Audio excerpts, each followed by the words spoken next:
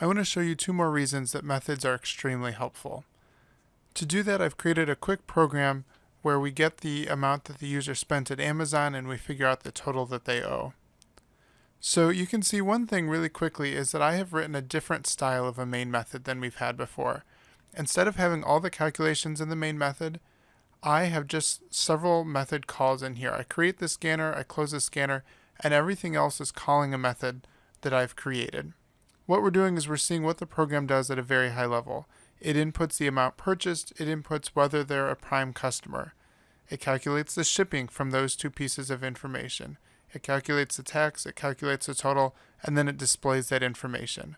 So we can really quickly see what the program is doing. We don't see any of the details that's hidden from us, and that makes it much, much easier to understand. It also makes each piece of this program much easier to understand. So if we want to know how does this input whether the user is a prime customer or not, we can go to that method, input prime customer. And this is only 10 lines of code or so, it's not huge. But if this is in the main method with a bunch of other calculations and if statements, we'll kind of lose it a little bit. We'll lose track of where it starts, we'll lose track of right where it ends. It's not going to be as clear. In this case, by being part of the input prime customer method, we know exactly what it's trying to do. And we can see here it's even got some code to double check. If they did not press Y or capital Y, then it says, well, the answer must be N. If they did a capital Y, we'll get a lowercase y back as a result. So whatever it returns is either going to be a lowercase y or a lowercase n. So let's run our program. And let's say I spend $40 and I'm not an Amazon Prime customer. So the subtotal is $40, shipping is 0, tax is $42.50. That seems way off. And so in a normal program, I'm looking through my main method to figure out where the problem is. In this type of a program, it's pretty obvious. This is the line that calculates the tax. So something is wrong with it. Either there's an error in the calculate tax method, or I'm giving it the wrong information to use. If I jump down to the calculate tax method, what we could do is just print out the amount purchased. Just temporarily to make sure we're getting the correct information. So let's try that out. 40 and N. It's displaying the number here, 40.0. So we're getting the correct information here. Let's delete this before I forget.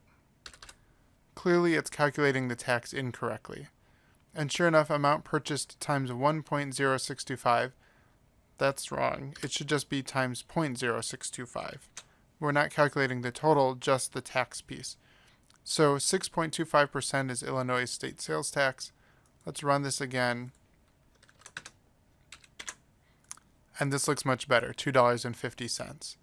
So our main method is not only much more clear and concise, but when there's a problem, it's much easier to figure out exactly where that problem is happening and try to figure it out.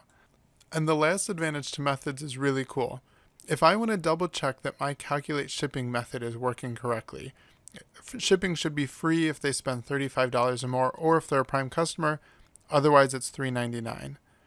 I could run this program a bunch of different times and type in the appropriate input. That'd be fine, and I can do it that way, but you can picture as we get bigger programs, there's more input to type in that's not really directly related to what I'm trying to test out. By using a method, I can actually just clear out the main method temporarily. It's better to comment it out if we've got some actual work there. But I'm going to calculate shipping. Let me call this method. So let's say if I spend $30 and am not a prime customer, I'm just going to display this on the screen. So what I think should happen is I should have $3.99 in shipping because I haven't spent enough. I'm not a prime customer. Sure enough, $3.99. So that method is giving me the right answer. What if I become a prime customer? Now it's free, $0 in shipping. How about if I'm not a prime customer, but I spend $35? Still free shipping. Let's make sure if it's $34.99 that I have to pay. So you can see if this method is a small part of a big program, I don't want to have to run it every single time. And if there's an error, I'm not sure if I'm running the whole program, is the error with this method or with a different method. But if I just call this method and I display the result, I can tell exactly what this method is doing. Is it behaving correctly, or can I find a problem with it? And it looks like in this case it's behaving perfectly.